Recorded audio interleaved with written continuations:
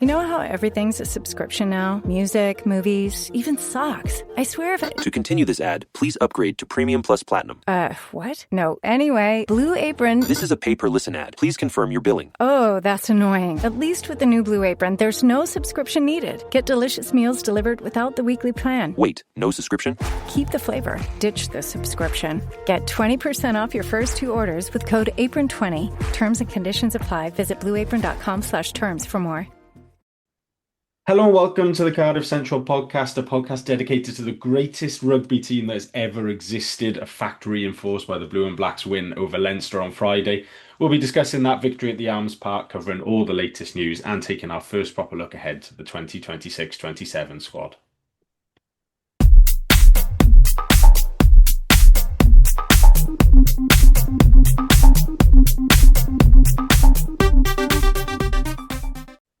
Joining me on the podcast this week, got Steve Coombs. Steve, how are you? Very well, thank you, Dan. Good stuff. And Andrew Fordey, how are you? Yeah, very good. Thanks, mate.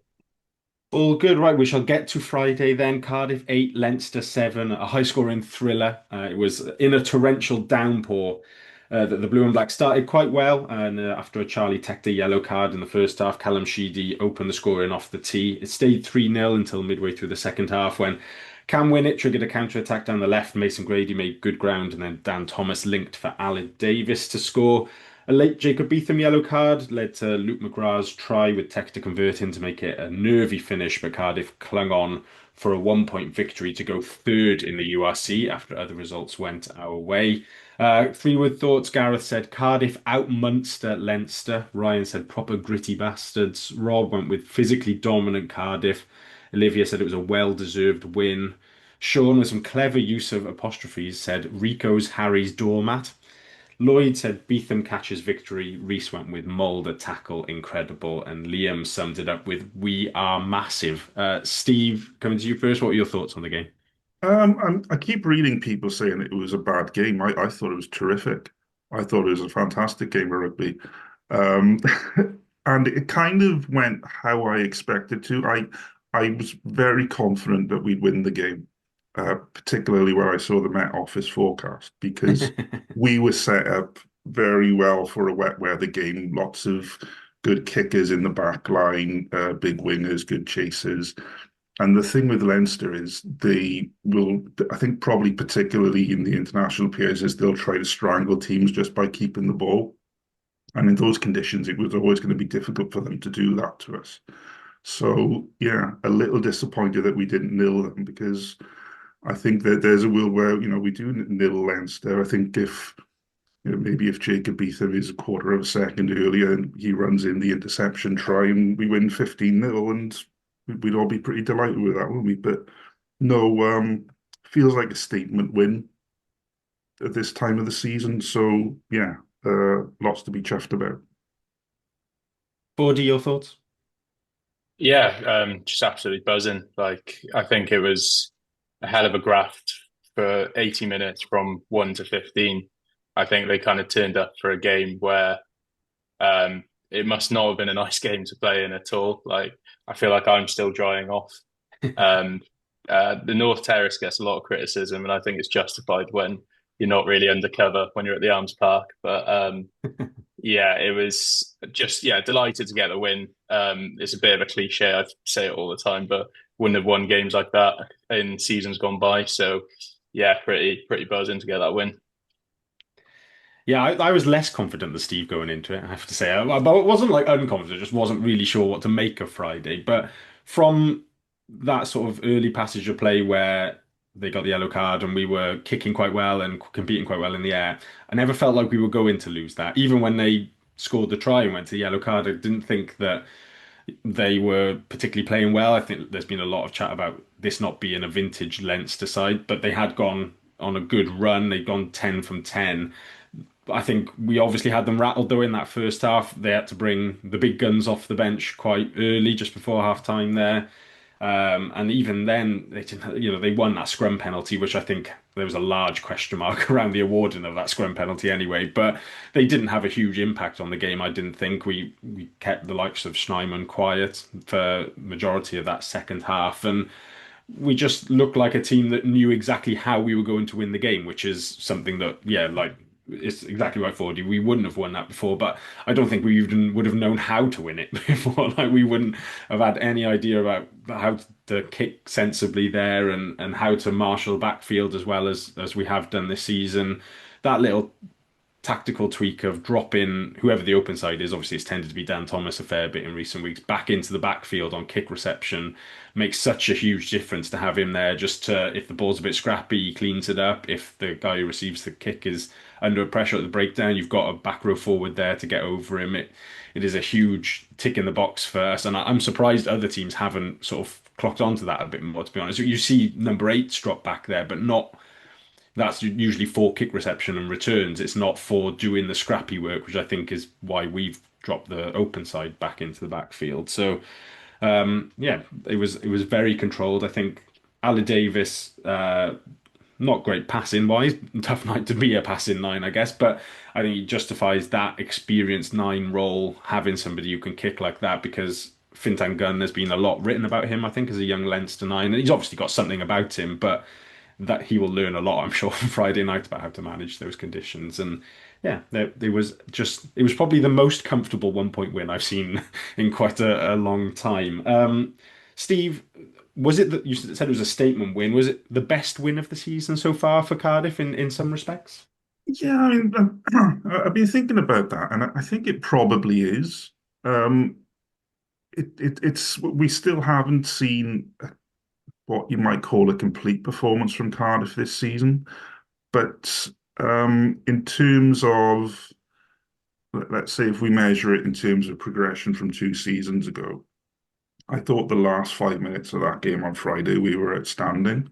I think that's if you want to show someone a classic example of how to close a game out, the last 5 minutes from Cardiff, I think was basically perfect. Um, and we weren't doing that 2 years ago. We were cocking it up in the last 5 minutes of games pretty regularly.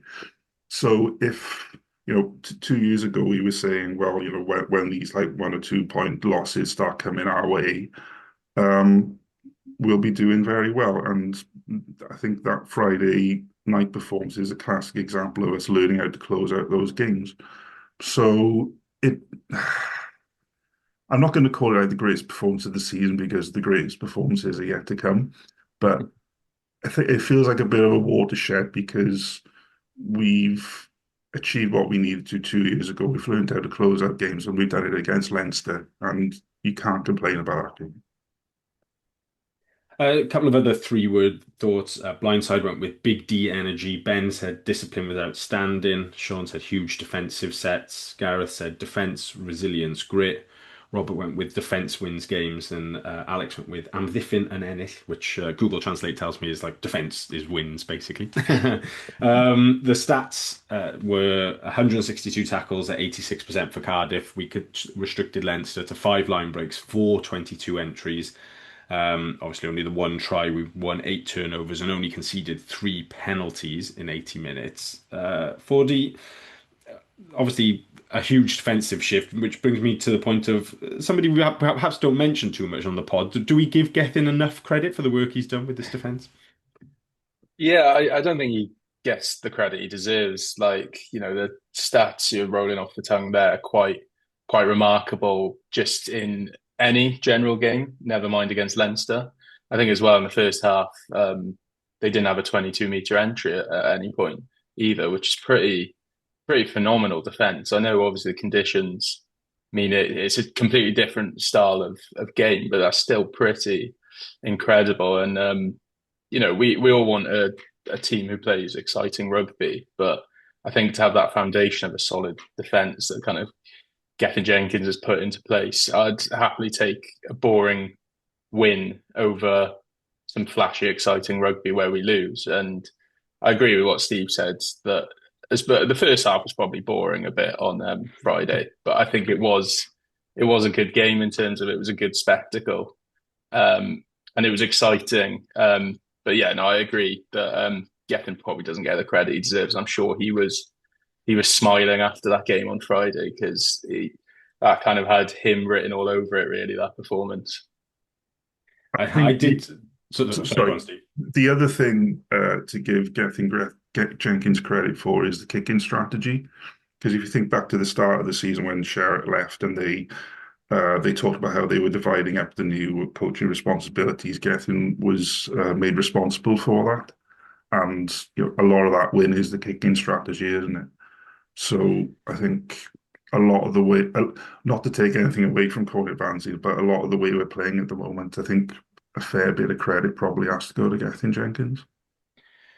Absolutely. And on Fordey's point about him smiling, I did post that I thought he'd be smiling, and then somebody replied with S4C had done a close up of him in the huddle, and he still looked fuming about something. I don't know what it was. I assume he was just thinking about the one try they conceded, and he's going to bring that up with somebody on Monday's meeting. But yeah, maybe at some point there was a slight wry smile in the coach's box in that second half, I'm sure. Steve, not to be too negative after a good win over Leinster, but I suppose you can frame it in a positive way of should we have won by more, by taking a few more points when there was probably three kickable penalties, I think, that we turned down during the game in conditions like that, or do we just sort of say, in that weather, we just got out with the win and that was fine? Um, Probably. I think you can see what they're thinking. They're probably thinking of getting the psychological boost of getting a try from a maul or something early on. But yeah, I mean, with the benefit of hindsight, you'd prefer us to take the points. But then I think generally over the past few games, we do seem to have learned our lesson there, and we're going for the post more often. Um, but yeah, I can see why we turned down those opportunities, but it would have been nice to get a more comfortable win. But no, I think you still got to remain a little bit daring even in those conditions and go for a try early on.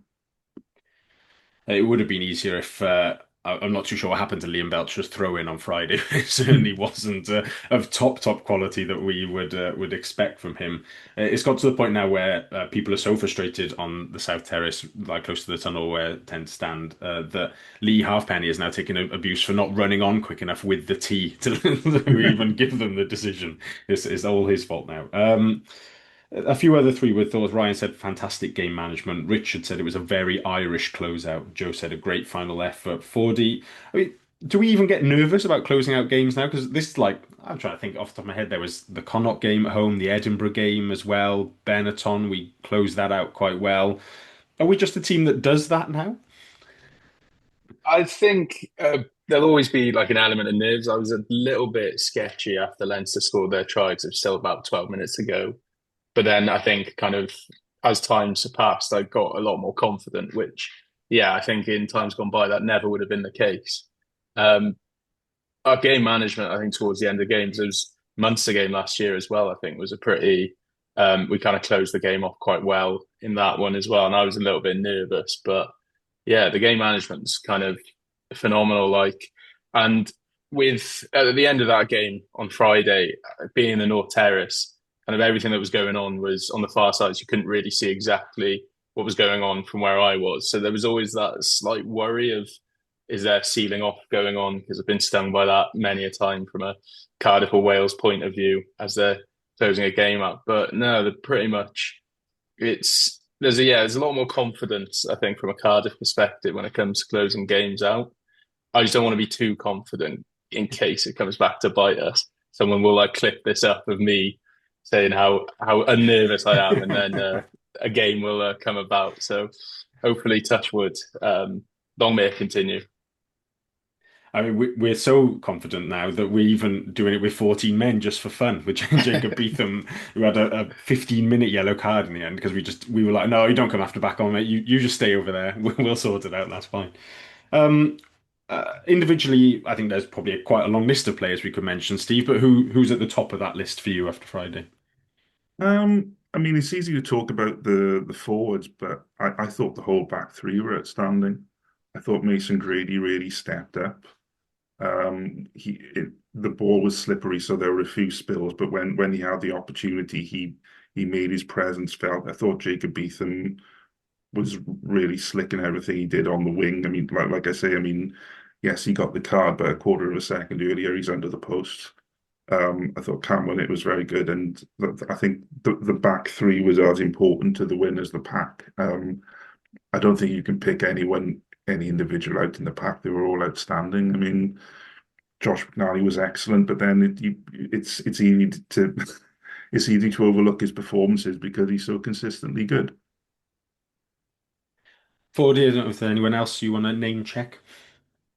No, I pretty much agree. I think it's what was quite intriguing to me is that granted it wasn't a game for someone like Tom Bowen, but that you kind of have that electric X factor that your back three is doing so well that you don't need to bring on someone with that X factor in Tom Bowen. I thought that was the one thing that kind of I clocked at full time of that seeing Tom Bowen on the bench. I know obviously he's played a lot under 20s recently, but you think he would have been perfect for if we were chasing a game or even to close a game out.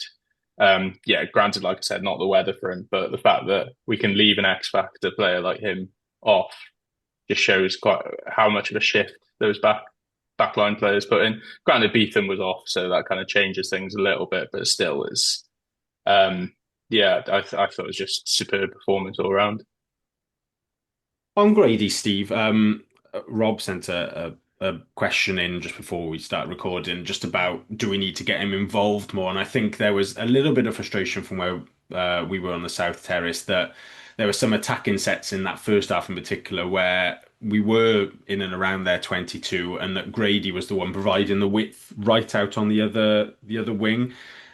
I don't necessarily think that's him who's taking that on. I think that's probably what the winger is coached to do there in our system. But do we perhaps, particularly on a night like Friday with that weather, need to think of maybe Millard could be that guy, or maybe you put the fullback out there to get the bulk of Grady into midfield a bit more with ball in hand? Yeah, I think I agree with that. I think there has to be some scope for having a plan B. And if sometimes when your attacking system isn't working, you perhaps need to get a bit back to basics a bit. And having someone like Mason, I don't think he should play 12, but having someone like Mason Grady standing at 12 or maybe even at first receiver, it's kind of difficult to go wrong. Even if occasionally it's as a decoy. So I'd quite welcome seeing us mix it up in that way. Um, but I think more generally, perhaps it's just that he needs to keep playing himself into form because he's missed a lot of games. So it might just be something that comes with time. But yeah, I'd certainly welcome the odd occasion where Mason Grady stood at 12. There was a nice little attacking moment in the second half where we did have the opportunity to move a bit wide and Mason come off the left wing round to the right, and there was a little tip on from Ben Thomas that got Mason and then Jacob Beetham into space, and you just kind of thought, yeah, that's where you want him, just coming off Ben Thomas or Callum Sheedy's shoulder in midfield, and yeah, he's obviously then got the option of going on that wider curve run if he needs to because he's unbelievably quick for a big bloke, and then he can straighten it up and just hit somebody because he's unbelievably big for a big bloke as well. So Yeah. yeah, And also he can just be a magnet for defenders, can't yeah. he? Because the defending team knows that if you miss one tackle on him and let him get into space, you're gonna have a hell of a job getting him down.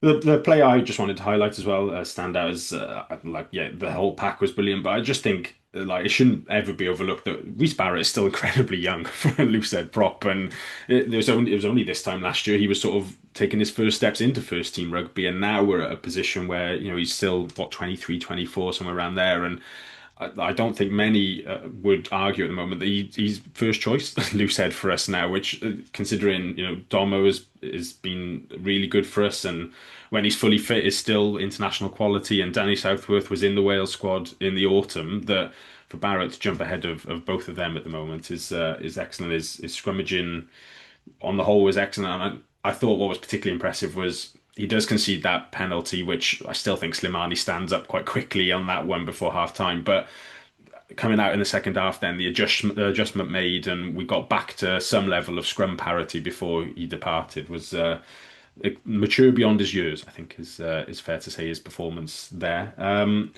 So Cardiff now sitting third on 40 points. We've got Stormers and Ulster just behind us with a game in hand, which if they were to win them would Depending on sort of points difference and bonus points, we would probably jump them above us. The general consensus is you sort of need 48 to 50 points to make the playoffs, although whether, as we saw again this weekend, the fact that sort of anybody's beaten anybody in URC this season has lowers that total somewhat. But Fordey, we've kept talking about what we need to make the playoffs and stuff, and kept saying we got difficult fixtures to come, but we keep ticking them off. Getting some points like beating Benetton, beating Leinster. Like, at what point do we start looking up rather than down? I'll be honest, on Saturday after seeing Stormers and Ulster lose, I know they've got a game in hand. I was properly thinking, oh, top four's a possibility here. And I know Harley mentioned it on the pod last week of a home quarterfinal is definitely on the cards. But yeah, I mean, why not? We might as well dream about it because I think as much as personally I do enjoy an away day, I think the idea of like a URC quarterfinal at Cardiff Arms Park in hopefully the sunshine it would just be absolutely bouncing there. It'd be a hell of an occasion. So yeah, no, I'm certainly after the weekend's results, I'm looking at the moment. That South Africa trip is going to be the interesting one, isn't it? So Yeah. that's always on the horizon. Um, Steve, just on Friday as well, I wanted to ask, as somebody who's probably watched quite a lot of rugby at the Arms Park pre-artificial pitch in what can only be described as swamp conditions, was there a part of you that any part of you that wanted a throwback of seeing that again, or are we absolutely thankful for an artificial pitch at this point? It's funny you asked that because the like the try we scored on Friday night was very, very similar to a try I remember scoring in like 1988, 1989 when obviously I was very young at the time, but right, so uh there was a try scored by a winger called Damien Griffiths against the Scarlets, which again sort of closed out a win against them, which is always welcome. And like the players streaking down the opposite touchline, handling in the wet. But of course, the big difference is it's no longer muddy. Um, I don't really miss the mud, to be honest. I think the fact that you can bring the crowd onto the pitch at the end of the game and use the arms path through the week is a massive bonus. Um, yeah, I think the setup of the Alms Park and Moan is terrific, and historically it always flooded. Historically, it always got very muddy this time of year, and you know, does do we want every rugby ground to be like the Brewery Field? Probably not. There was an English Championship match on, I forget what platform they live stream their games on, but there was one of them on Friday. I think it was Nottingham was the home team, and within 5 minutes you couldn't tell which team was which. It was that level of muddy, and so I think that absolutely would have been repeated at the Yams Park because particularly for that sort of 10 minutes before half time, that rain was unreal levels of rain there. One thing it does mean is that you can still do halftime entertainment for. I don't know if did you see the kids running back and forth? Just how disappointed were you that they didn't have to dive headfirst through the circular tackle bag thing this time? Yeah, I was very disappointed because I can't remember what game it was. Was it the Ulster game I think it in might have been Ulster, yeah. Europe? Yeah, the two boys I was watching the game with on Friday, they weren't at that game. So as soon as I saw the assault course got set up, I was properly like bigging it up to them, going, "This is great fun," and then having to explain to them how, oh no, it's not as good as it was last time because you don't have the larger kids jumping through those rings. So yeah, disappointed because I got so excited as soon as I saw it, especially with the rain. I wasn't really desperate to move from where I was because you were just jam packed in the terrace. So yeah, bit of a disappointing halftime entertainment that compared to before. Yeah, the health and safety officer was chuffed, I'm sure, because they were definitely watching that first go of it. But yeah, I was even picking out kids I was looking forward to seeing dive through the hoop end first as they were running out. But no, no, not to be, unfortunately. Any more from Friday's game? No, all good. My only extra point was I thought it was great to see I got in position dead early because of how wet it was. I wasn't hanging around outside the clubhouse or anything. But two travelling reserves on Friday, Tom Howe and Sonny McCabe, both of this season under 18s, obviously Sonny's played quite a lot for the Rags over the last few weeks, and Tom Howe has been playing for Wales under 20s as well. But great experience for them to warm up, and I think they were involved in training on Thursday as well with the first team. There was just a moment where they sort of do a kind of defensive drill not long before running in, and looked up, and Josh McNally was just stood next to Sonny McCabe talking him through the drill and what was happening. You just think that's invaluable for somebody of 18 stepping up as a young second row to be able to have Josh McNally talk you through bits and pieces. So great experience for them, and we'll discuss next season squad towards the end of the pod. But Tom Howe looks absolutely unreal already, he doesn't does, doesn't he? Yeah. I can't believe how well he's been playing for Wales in the 20s. It shouldn't be that someone that young is looking so good. Yeah, one of my questions is whether we see more of him next year, so we shall discuss that in the hooker section later. Moving on then to some news. There's three pieces of main news which I shall ask for some thoughts on in a minute. So the first is Azarati has been recalled to the Wales squad after returning to fitness and coming off the bench for us on Friday. He obviously was in the initial Six Nations squad, but then withdrew due to a calf problem, which he's overcome. Cornell Schmidt has officially departed. His short-term deal came to an end. He heads back to South Africa after making 4 appearances in all competitions after signing during the Autumn International. I think he was announced and arrived at the club. And then after last week, we mentioned that Cornel van Zyl was linked to the Benetton job. That particular opening is now shut with the news that Wayne Pivac is going to take over there at the end of the season when Callum McRae departs. Fordey, I don't know if any of those particularly stick out to you. Any thoughts on those? Yeah, I'm kind of happy that Van Zyl is staying. I think it's a positive, particularly after his comments last week of that he'd been in contact with Benetton. Quite just off topic, but intrigued to see how Wayne Pivac will go at Benetton next season. But yeah, with regards to Cornell Smith, obviously didn't see a huge amount of him, but going to miss those tackles he made against Racing because they were huge. Steve, anything jump out to you? And I suppose on Van Zyl, is he somebody you would look to retain at Cardiff if looking ahead as head coaching, or are you sort of more in the position of there might be other options out there? I mean, I think if it ain't broke, don't fix it. It's going pretty well, so why would you make a change at head coach? We clearly would need to recruit an attack coach for next season, but I don't. I think it would be a mistake to then put someone above Van Zyl because unless something absolutely horrendous happens between now and May. I think things are going very well, so I don't see the reason to try looking for a more well-known head coach. I think we've already got a good one.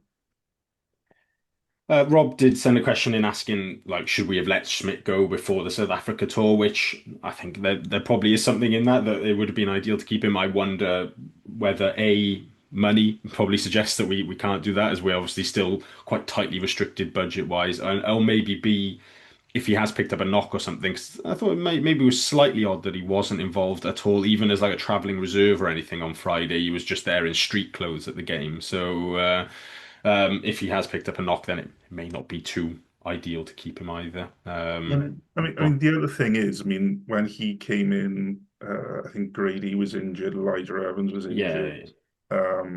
Rory Jennings, because he can cover 12, can't he? And Rory Jennings was still injured. All those players are now back.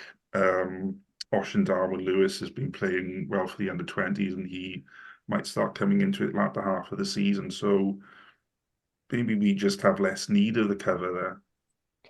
Yeah, it could certainly be seen as a sort of a confidence boost for the younger lads as well, to say that we're going to trust you as our backups over bringing somebody in. That's absolutely true.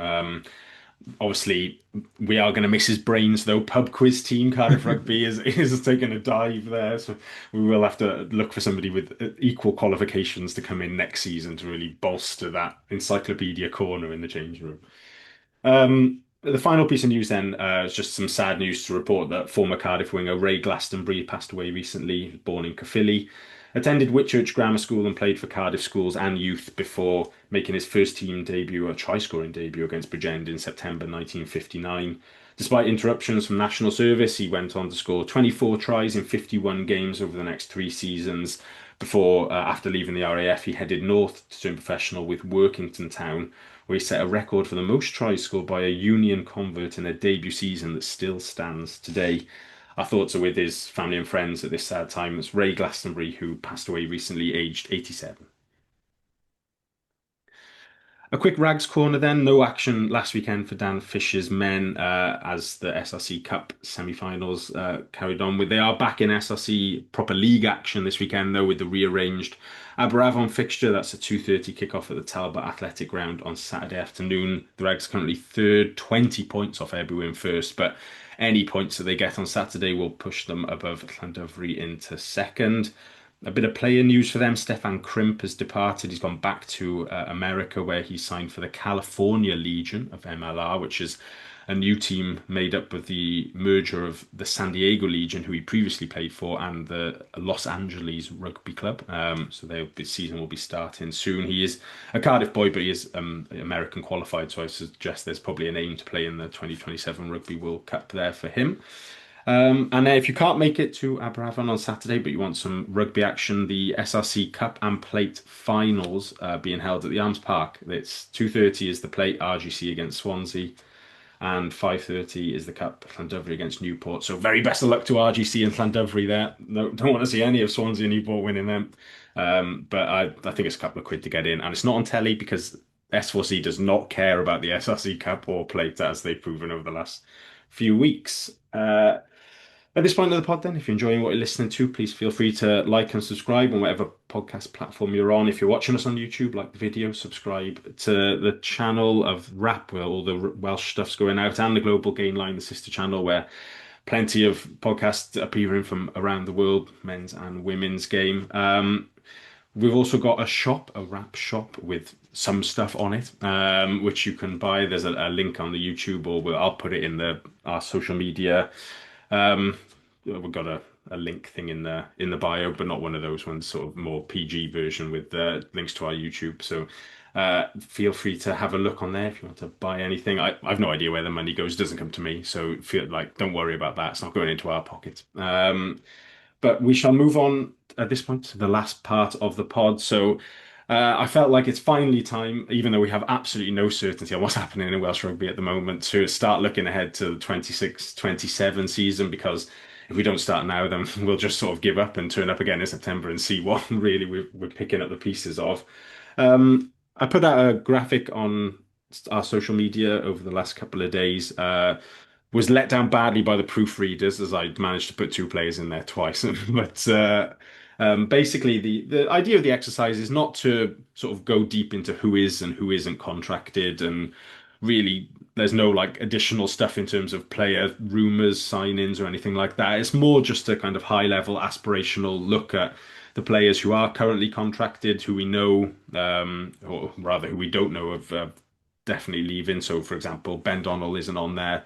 Neither of the two Bath Loney lads are on there, as we assume they go back to Bath this summer as well. But we'll just go through position by position, read out who is currently contracted in the first team in the senior academy, and have a quick discussion on whether we'd like to, if a player was going to move on, or whether it's a position we'd like to strengthen, as well as whether the young players are ready to step up. So we shall start with Loosehead, where currently we've got Corey Domachowski, Rhys Barrett, Danny Southworth, and sort of the essence of Ed Byrne.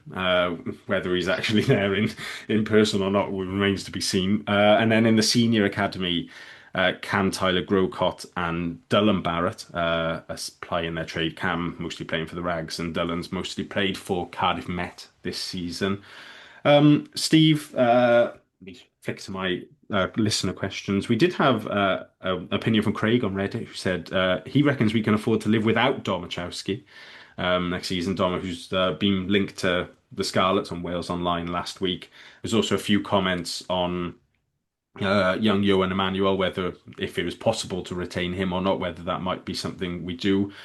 What would you like to see at a Loosehead? Would you keep Doma? Would we let Byrne go and replace him maybe? I mean, you would. I personally would love to see Ed Byrne play for us, just to see what he's like. I mean, I'm sure he's made. I mean, I think he was signed as much as anything to make an impact off the field as an experienced head, and I'm sure he's done that role very well. But it would be nice to see him have a couple of run-outs for the end of the season. But you'd have to say he's likely to move on, probably.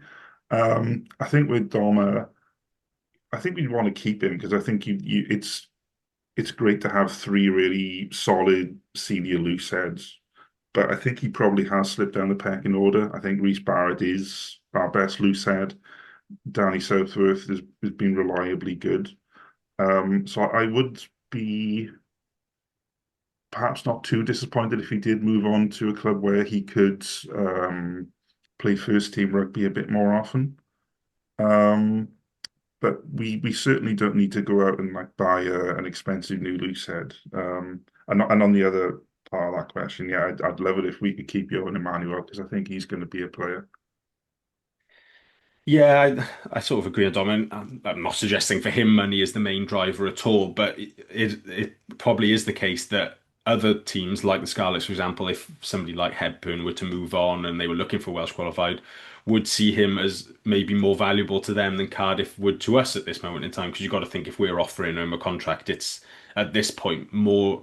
It's certainly not the first choice contract that we might have offered him a few years ago, where he was at the top of that pecking order. Now it's more a squad rotation player type contract that I think we'd be looking to offer him. Whereas, yeah, the Scarlets or one of the other sides might say you're definitely going to be first or second choice for us. So here's a bit more of a contract that reflects that. But I think just from the young guy's point of view, I wouldn't suggest Tyler Grocott is ready to step up yet. I think he probably needs another. He's had a few injuries which haven't helped, but I think he probably needs another SRC campaign with the Rags. And maybe at the end of next year, you might start thinking about if he's step up. So we certainly need somebody to go in What alongside. about would there be scope for keeping Joe Cowell as a loose head? Because I know he's been a tight head, but he seems to be moving back towards the loose, so maybe his future's back there. If he Yeah, remains. that's one I think that somebody at the club needs to probably come out and say what exactly the plan is with Cowell because yeah, we seem to be putting him in as a tight head and he was tight head cover away at Ulster, but he's gone on loan to Bedford and Northampton this season, and they've both used him as a loose head, and he played mostly at loose head for Cardiff Met, and then one season a tight head for them. Maybe they're happy that he's proficient at both, and that could be an asset for us. I don't know, but yeah, that would be an interesting question to ask of like Bubba maybe or Griff Rees, and just say what do you think the idea for him is? Because yeah, he's still, as far as I'm aware, on a senior academy contract as well. So if they were to sign him to a senior contract next year, I think it would be a pretty major statement to say, yeah, this guy is an option for us in the senior team certainly. On to hooker then, Fordey. We've got Belcher, Evan Lloyd, Dav Hughes, and then Tom Howe in the academy at the moment. Um, I think the probably the main question here, and I don't know how impartial you are as the Glantaff man, of course, on the pod, but when does Howe make that step up? I think that's going to be the question that sort of dominates the rest of the under 26 nations and then probably through to the Junior World Cup as well in the summer. Could it be as soon as next season that we see him in the first team? Yeah, I think considering the way his development has gone so far, that he's almost gone straight into the rags as soon as he's been able to, and he's started for Wales under 20s basically as soon as he's been able to. You feel naturally they'll probably be pushing for him to be involved next season with the first team. It would surprise me if there was no involvement at all, whether that's kind of regularly featuring as a travelling reserve or um, kind of leapfrogging Dav Hughes as maybe that third choice option. You do think like situations when Zebra away, when we got Max Pearson on loan from Bath, you think there'll be no need for that if you have someone like Tom Howe next season. But also in terms of his development, he's clearly a special talent. You can't just chuck an 18-year-old straight in the deep end in a position like that and expect everything to go plain sailing. I mean, it might, but it could really hinder his development going forward. But yeah, I think I'd be really surprised if there wasn't a kind of push for him to be more involved. I'm sure we'll probably see him after the under 26 nations kind of start more regularly for the Rags as well.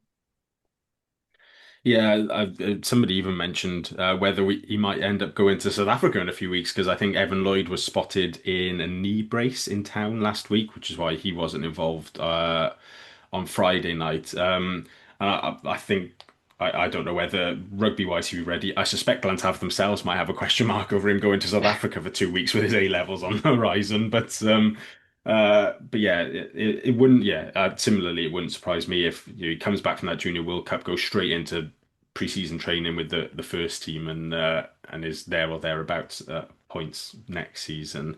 Um, the tight head then, Steve, Kieran Azarati, Javin Sebastian, Sam Wainwright, Will Davis King, and then I still got Joe Cowell listed there in the academy bit with Callum Donahue Proud and Harrison Rock as well. I, it seems pretty set. I guess the real question here is if Will Davis King were to depart, would we need to replace him necessarily? I mean, I think you need to have four tight heads. Um, of the players in the academy, to be honest, I haven't seen much of them. I haven't seen much of Count Donahue Proud. I'm not sure where has Harrison Rock been playing? He's been at Merthyr pretty much all Oh, season. really? Okay. Yeah, but I've not seen any of him at Merthyr. I haven't heard anyone mention him at all. And yeah, similarly, I haven't seen Donahue Proud's played quite a bit. Rags and Bridgend, he's played a couple of Hmm. games, but I haven't seen it enough to sort of suggest he's ready or anything. I would suggest probably not, though, as still quite a young player. Yeah. So I mean, in both those cases, it would seem like a bit of a leap for them to go straight into being fourth choice in the squad, and you do need four tight heads. I think with Will Davis King, he might be in a situation where it's in his interests to move, just to go to a club where he can play regularly, because I think he's in his late 20s now, and he's never really played regularly, has he? So it's probably in his interest to go where he will play. So adding a fourth tight head would probably make sense. But we are looking, in terms of our top three tight heads, we are looking actually pretty strong. Azarati, Will squad regular. Sebastian, I think Sebastian's probably playing well if to be in the Scotland squad if he was still in Scotland. Um, and Wainwright is also in the Welsh squad, so it's a good group. But yeah, we need a fourth guy in there, I would say. Yeah, especially as Simon Thomas did an interview with Sebastian last week, and as far as Sebastian's concerned, he is going to be Welsh qualified again this summer, which I think some people were confused about because he doesn't actually have a birth link to Wales, and so whether he'd be able to switch back or not, people were querying. But he himself believes that he is going to be able to play again for Wales when that 3 years is up this summer. And apparently, Steve Tandy also believes the same thing. And has been in contact. So, if we do end up in a scenario, and it's probably not far off, you only need one or two injuries really, where certainly Sebastian and Azarati end up in a Wales squad, and you could even end up with Sebastian Azarati and Wainwright all in a Wales squad. You're probably only a few injuries away from that. So, we definitely need a bit of cover there. Um, Right, if I read out this list of names is James, Steve, Charlie, Mark, Gareth, Rob, Sid, and Silent_Hawk on Reddit, all named lock as a position where we need to bolster. I think it's just like a standard Cardiff fan response. If somebody says there's a signing coming in, the first question is he a lock, yes or no? And followed by, is he South African, yes or no? Fordey, we've got George Knott, Teddy Williams, Rory Thornton, Josh McNally, their senior academy of Tom Cottle and Gabe Williams. There's been rumour of Christianza coming in, although Rugby Pass did mention over the last few days that Sale are apparently interested in hijacking that move of Shunza to Cardiff. There's Sonny McCabe as well, who is set to go on to that senior academy contract next year. I suspect we'll see him play more than a few times for the Rags at the end of the season and into next year. I don't know. It's obviously a stock response to say bolster the second row, but it's quite a good group, isn't it? I think we've got at the moment. Yeah, no, definitely. I think we've been unlucky this year with obviously Teddy getting injured so early in the season and missing almost all the season so far, and hopefully he'll be back soon. But like George Knott has stepped up really well. Rory Thornton looks like he's playing for a new contract, so I'm sure he'll still be involved going forward. And I think there's maybe question marks with Josh McNally. But again, if he's still got that appetite, then it's a really good kind of group of locks with Cottle. And if Gabe Williams is anything like his brother, then that's something really exciting to look at. But I do think there's probably kind of that 4-6 hybrid missing with Ben Donald going, and if Shunder's coming in, that kind of fits the bill a bit. But I think yeah, it's in Cardiff DNA to just constantly want a 130 kilo, 6'8" second row, probably from South Africa, kind of in the team. But realistically, it's unlikely to happen. But I think it's shown this season with Teddy out, who 100% Teddy and Josh McNally were starting second rows. Kind of, we never had to mention it when doing a team sheet. There was never a debate. It was always those two. And yet, with Teddy out for the season, the second row stocks have looked good. We matched up with a Leinster team that had RG Snyman in the second row and that 6'11" freak they had starting the game as well. So yeah, no, I think the second row stocks do look decent. But yeah, Shuns are coming in, or like a 4-6 hybrid, similar to Ben Donald, would be a good addition, I think, to make it that little bit healthier. I'd still feel a bit greedy and want another lock as well as Shun coming in. I mean, if there's any scope for having a slightly bigger squad with a few more options there, or one or two more options, just one or two more big lads, I think that wouldn't hurt at all, and would be really useful over the course of the season. Because I think we still don't have a squad that's quite big enough to fight on two fronts. Particularly if we do end up in the Champions Cup next season. And it would probably be in our interest to have a couple more options there. But as you say, the starting second rows or first choice second rows are terrific. As good as we've had, at least as good. There's somebody sent me a message about Thornton the other day, and there was a similar sort of question that, I keep Thornton if he still fancies it. I think there's this like Mandela effect thing that he's well older than he is, but he's only 30. And there's somebody messaging me saying they think he's going to call he was 34. No, I think there is this thing that he's younger than me. Yeah, there's somebody message saying that if he wants another year, I was thinking that he's nowhere near retiring. He's only actually he started quite young, which maybe like skews it in people's minds and stuff. But yeah, I think if there's a contract there, I'm imagining he'll stay. Obviously, he's still doing his coaching stuff with the Rags as well, so he's worth keeping around on that front. To back row then, Steve, there's it's an interesting one at the moment with back row because obviously for a long time we've signed back rowers when we probably think we haven't necessarily needed them. And then as Friday shows, all of a sudden we're down to absolute bare bones there. So we've got at this moment in time, Alan Lawrence, James Botham, Tame Basham, Talupe Falatau, Mackenzie Martin is still technically contracted to us, although obviously on loan at the Dragons at the moment. Alex Mann, Dan Thomas, and then Lucas De La Rua and Evan Rees in the senior academy. There's obviously question marks about whether Mackenzie Martin does come back to us. He's been linked to France. There's question marks about Falatau as well, whether he goes and takes his, I think it's fair to say, well-deserved final payday somewhere else for his career. Botham and Mann, Basham obviously on the edge of the Wales squad as well. They've sort of been generally involved over the last year or so. There was quite a long list of names saying we needed an 8. James on Facebook questioned whether we needed to add another fetcher at 7 as well. Is back row somewhere where we do need to add a few names this summer with Donald departing? I think so, actually. I think if there's one position in the team where if you had the ability to spend a bit of money on one player, as say like an overseas signing, that kind of thing, I think you probably would go for a number 8. Not because Alan Lawrence has played poorly, not at all, but Falatau, as you say, probably likely to head to France or Japan. I would guess. Mackenzie Martin, I guess that's a whole other story. But as you say, it doesn't look. I mean, I'm not too sure what his situation is at the moment because he hasn't really been playing at the Dragons, which doesn't bode well, sadly. So I think we probably would be looking for a number eight. Um, I thought Man and Botham were both excellent against Scotland, so I expect them to stay in the Wales camp for the duration. So we're gonna have to have cover for them next season. I think Basham could also step into the Wales squad. So I could see us yeah, looking to sign a couple of back row forwards, strangely enough.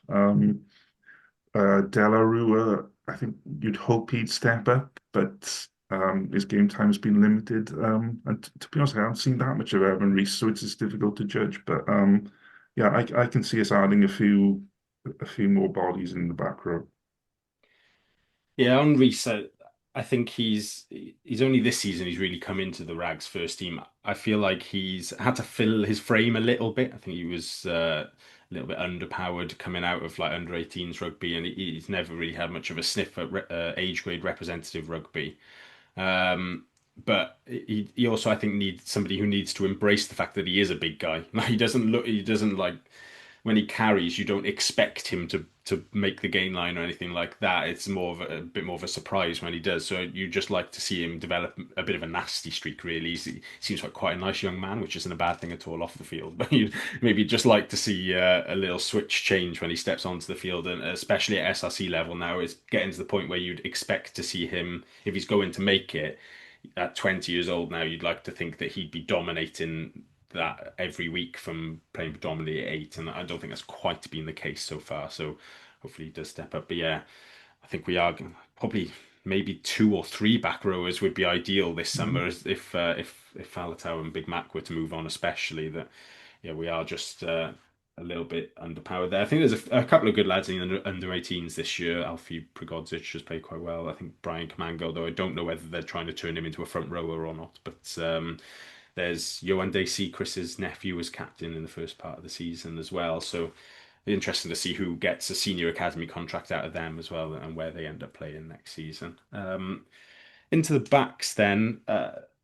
At scrum half Fordey, Craig on Reddit suggests might be a risk of losing Sean Davis with the three senior scrum halves ahead of him. I think he's done quite well for the 20s so far. Maybe the question is around Ellis Bevan's future, who's obviously not been regularly in the first team. What would you like to see happen at scrum half ideally? It's a tricky one because I think the current stocks of the three senior players are all very good players in their own right. But you'd be kind of stunned if Alice Bevan, if he kind of stays as third choice as he pretty much is now, if he isn't trying to push for some sort of move away. And I think that would obviously play a part then with Sean Davis. I think I don't want to bang the Glantav drum again, but I think Sean Davis is a very, very promising player.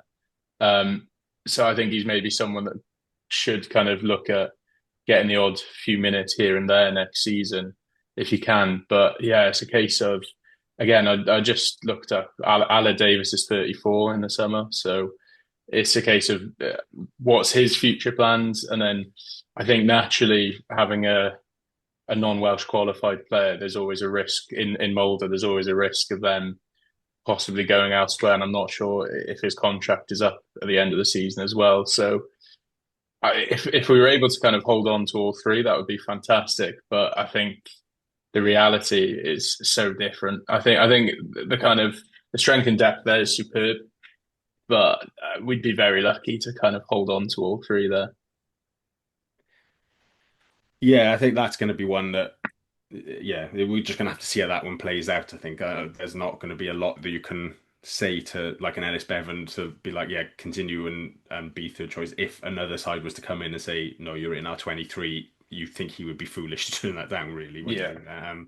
Especially, I think you look at some of the other sides. There's not a huge amount of scrum half depth for some of the other teams at the moment. Obviously, Ospreys have just had to get a guy in from Leinster on a short-term loan, and then Dragons, you sort of it's in a similar question around Aled Davis. How long has Rodri Williams perhaps got left at that level as well? So Yeah, there might be a few openings there. We might have to fight a few off. But I agree on Sean Davis. He's look. I don't think he's gathered too many headlines for the 20 so far. But I think it speaks volumes that he's played almost every minute of every game for them. They don't look to change the nine too early in any of the games, and that's just because of how well he's playing.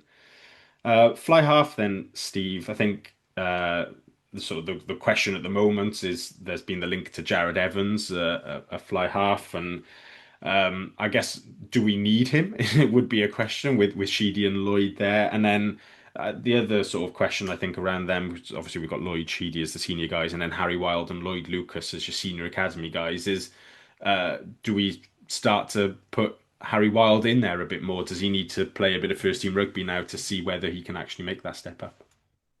Yeah, I mean, mixed feelings about the Jared link because uh, loved watching him play for us, but I mean, we really don't need another outside half. Um, Sheedy's been outstanding. I think Harry Wild's a player who we need to see more of. I mean, I think he's in, I mean, I think that sort of 21, 22-year-old sort of age range where you sort of hope he's going to play a bit more. He was excellent against Stade Francais when he came on.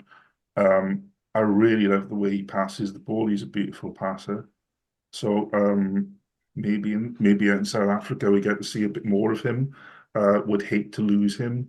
Um, it looks like the Dragons are looking for an outside half. That's been reported. So I don't know whether they're looking at Johan Lloyd and saying, if it's another situation where if you come to us, we'll definitely play you at 10. You're not going to be a utility back, honest. We're going to play you at outside half, definitely. Maybe they're saying that to him, I don't know. And that would explain why Jared Evans is being linked to us. But no, we really don't need to sign an outside half. Maybe Jared Evans would come to us as an inside centre, which I think was always John Mulvihill's dream solution. But no, Jared Evans would feel like a bit of a luxury unless someone's leaving, and I hope no one's leaving. Yeah, I do think it would be interesting to take like a wide-ranging poll of Cardiff fans and like, would you have like Jared or Sheedy if, if that was the option? I feel like just 50-50 would probably be the answer there because there's not. Obviously, we all love Jared, but I think we've grown to love Sheedy as well over the last few years. And yeah, it is that is a head scratcher, that link. I'm not too sure exactly like whether it is something in it or whether it's just agent talk and he's used his old club to try and get something out of Quins or another team. I don't know, but yeah, I'd like to see Harry Wild a lot more. I think he's at a point in the SRC now where he's probably improved all he can in that setting, and that he's a player in many respects I think suits the professional game a bit more than he does the SRC. With the sort of there can be a little bit more time afforded to you in that 10 channel there where defenses are a little bit more organized, whereas in the SRC it's a lot more focused on just get up in the face of the 10 as soon as possible and see if you can get a turnover from that. I've split centres a little bit then for because I think in Cardiff sort of world inside centre almost links a bit more to 10 than it does to 13 in the way that we use our players. So with that in mind, then we've got Rory Jennings, Ben Thomas, and Steph Emmanuel in that 12 jersey, with each of them sort of being able to cover 10 as well if sort of required. I think the question here is it time to move Jennings on and fully back Steph Emmanuel, or do you keep Jennings around if that was an option for a bit of experience?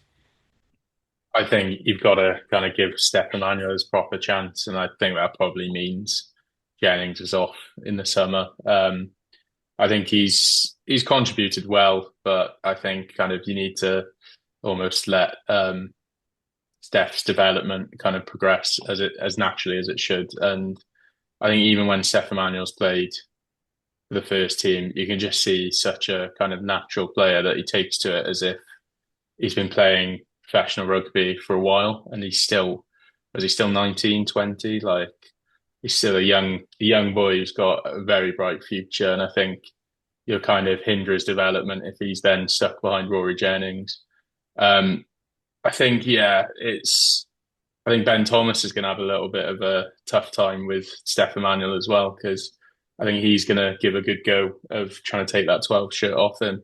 But I think that's kind of really healthy competition. My worry then is the outside centre is kind of it's a bit of a mess with you've got Millard almost the incumbent and Van Zyl sees Grady as a winger, so you're kind of left there outside centre with does do you expect Elijah Evans to step up there, or do you just rely on Millard and then maybe slot in a Jacob Beetham or a Mason Grady when injury crisis emerges? I think that's my priority for me is to get a kind of a 13 almost in the mold of Rory Jennings of not necessarily starting, but can do a job there when needed.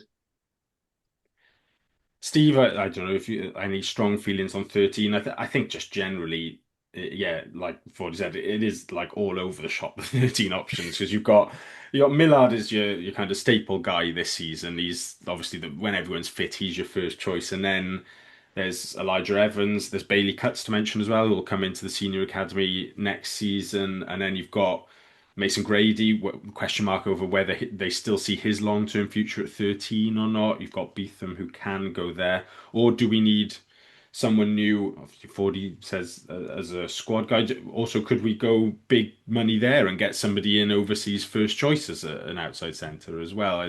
What would your preference be? Um, it's a funny one because, like as you set out there, there's actually a lot of options. It's just there's no clear pecking order. We have a few players who can play there. Josh Adams can also play there if we need him to. I know that's controversial for some people.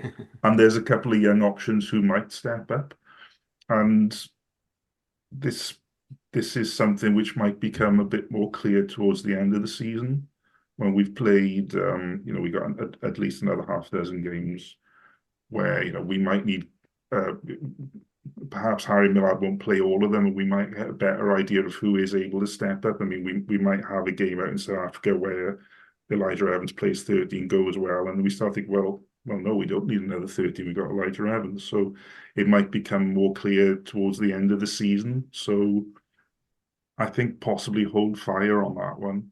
Um, the other the other thing that occurs to me with the centres is we've currently still got the situation where we've got the Matt Sherratt setup of you've got your second 5/8 at 12 and your footballer and then the 13. Um, it's possible a new attack coach will come in and they may have different ideas. I mean, they may want to continue with the Sherratt way of doing things, or they may have a completely different approach, and that could end up changing the way our centres look. So yeah, I think wait and see how things develop on the 13s, I reckon, or towards the end of the season. Yeah, this is one I think where you could ask 10 different Cardiff fans and probably get 10 different answers on what people would think is the best sort of option and best way to go with it. But yeah, it's an interesting, it's the same sort of conversation we are having towards the end of last season, really, about what to do. And they sort of did nothing last season, I think was the general approach, and just sort of see how it's gone. And maybe Millard being so available is to the detriment of the long-term planning because he's just always there. But And then possibly there's a lesson in that because, we did ask this question this time last year, and probably none of us thought Harry Miller, yeah. but he's done it so well. So, there's always the possibility of someone who's already at the club to surprise us.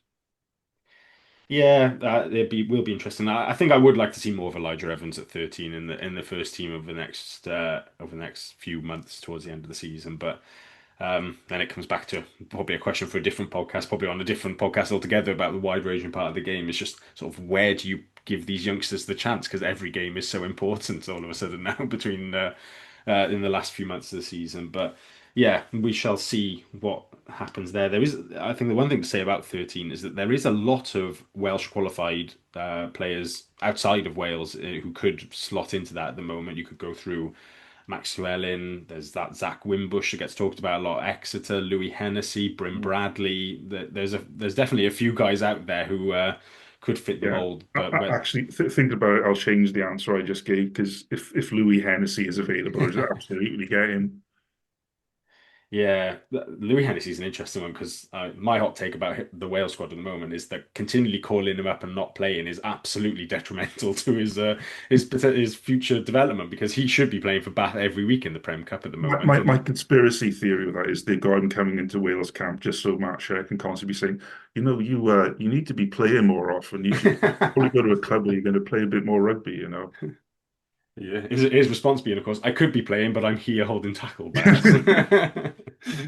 Right, back three then, Fordey. I think fullback generally, sort of everybody has sort of the same opinion, I would imagine, of where Winnett, Beetham, and Matty Young are there. Ideally, you'd keep hold of all three, and then it'll be a case of whether that actually happens or not. Who knows? I guess how you keep them all happy. But winger is the one I'm most interested in because even at the moment, we're sort of a little bit of a winger crisis of availability where Theo Cabango remains on the long-term injury list. Ewan Stevens has obviously been out a while and has picked up another knock.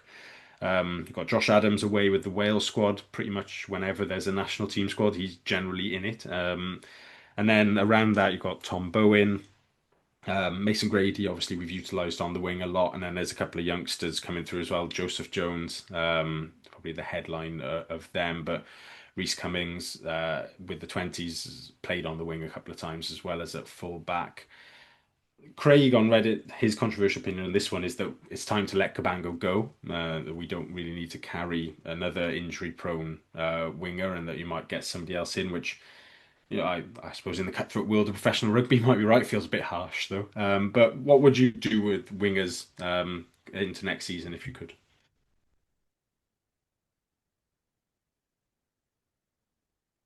Well, sorry, was that for 40? I mean, No, it wasn't 40, but his oh, sound has dropped out. Oh, sorry, can you hear me? Oh, you're back. Yes, go on. Okay, yeah.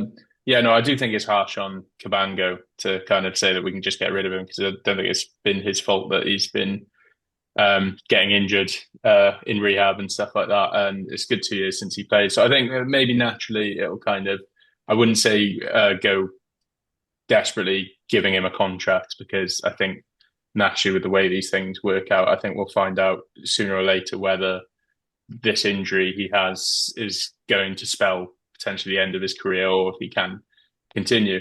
But I do think there's a worry of in terms of depth there a little bit, and I think if we still go by the logic of, I think Van Ziel's kind of supported Sherritt's thing of a big man on one wing and a small man on the other. Of how do you necessarily balance that? Because we've had quite a few occasions where I think Tom Bowen and Iwan Stevens have played a game together, which kind of goes against that. And likewise, Josh Adams and Mason Grady would kind of be traditional big guys. So it's a case of, again, if there's a different kind of attacking structure coming in, what are we looking for? But I'd really want to hold on to all three fullbacks, especially if you've got Beetham that can put in a shift on the wing like he did the other night. And then, yeah, I'd definitely like to hold on to Iwan Stevens if we can. I know he's had his trouble with injuries, but every time he's played, he's looked pretty good. He's never really disappointed in a Cardiff shirt. I think he's that perfect person that kind of having him around means he's unlikely to get called up for Wales anytime soon. So you've kind of always got him around, and he's always an option there that won't let you down. Um, but yeah, I think if Joseph Jones can step up, again, trying not to bang the Glantav drum a bit there, but so, yeah, if Joseph Jones can step up, because I know he's a bit of a try scoring machine, then that would just be fantastic. But there's maybe an argument of, touch upon the outside centres there. If hypothetically Louis Hennessy or say a Max Llewellyn came in, they are players who featured on the wing. So that's almost maybe like another benefit of either of those two players, if you got them in, that you can say to them, right, we can't maybe guarantee you are going to start, but obviously we've had our winger crisis in the past. We've had difficulties at outside centre before. You're kind of more than likely to get a go every now and then. So yeah, I think I support now the Louis Hennessy argument or the Max Llewellyn argument to bring them back home, because I think that could then solve a little bit of a question mark around outside centre and then a little bit of wing depth.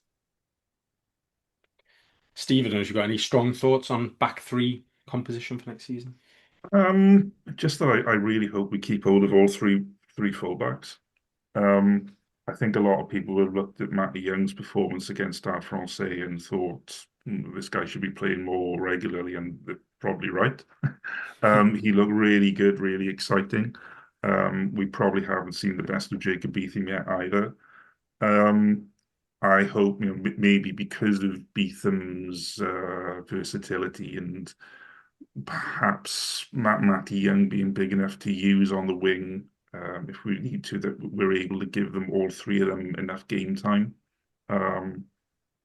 But yeah, I think in terms of the back three, it is a case of how do you fit them all in? I mean, there's also Cummings, who's the fullback stroke winger, who's been playing well for the under-20s. There's a lot of talent there, and bizarrely, I think we've been linked with Ellis Mee, which I don't really understand.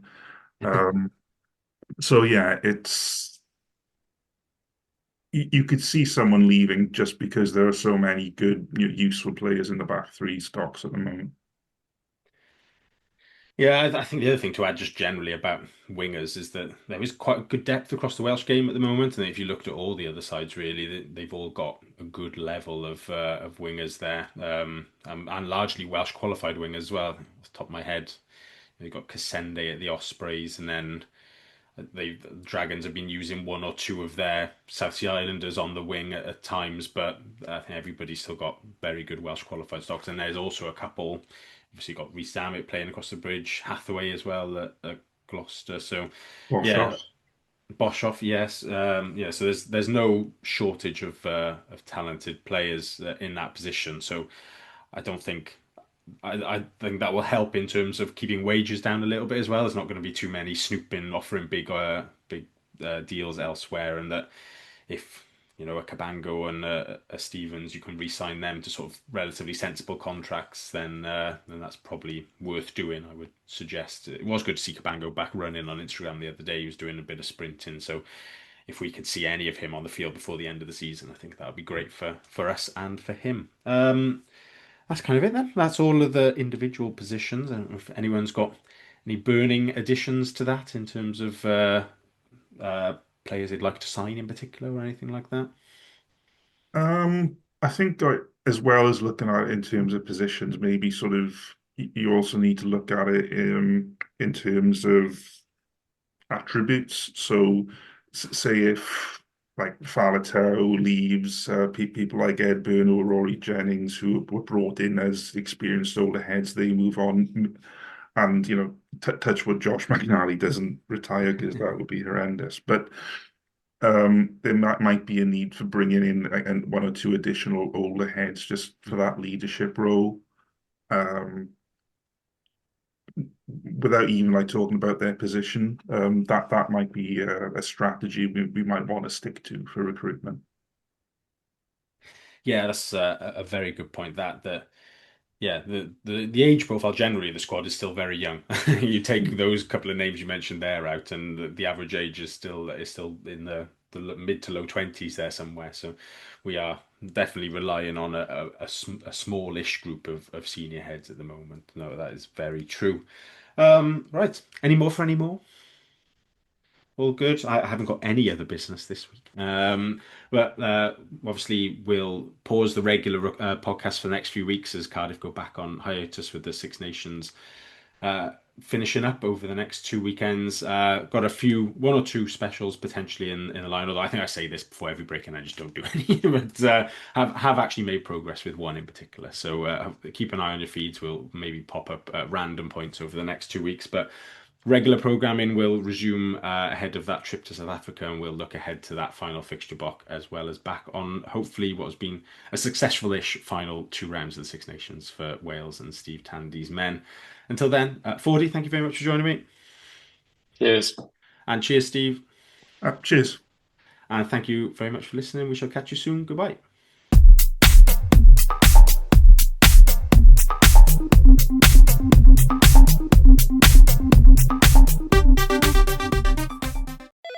LifeLock, how can I help? The IRS said I filed my return, but I haven't. 1 in 4 tax-paying Americans has paid the price of identity fraud.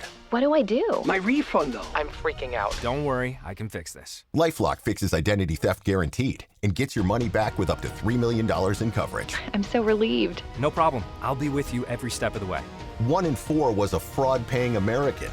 Not anymore. Save up to 40% your first year. Visit LifeLock.com/podcast. Terms apply. With CarGurus Discover, you can skip the filters and describe what you're looking for in your own words. Simply type what you want, and CarGurus Discover instantly surfaces real listings that match your exact needs. It's no wonder CarGurus is the #1 most visited car shopping site according to SimilarWeb's estimated traffic data. Buy or sell your next car today with CarGurus at CarGurus.com. Go to CarGurus.com to make sure your big deal is the best deal. That's CarGurus.com. CarGurus.com.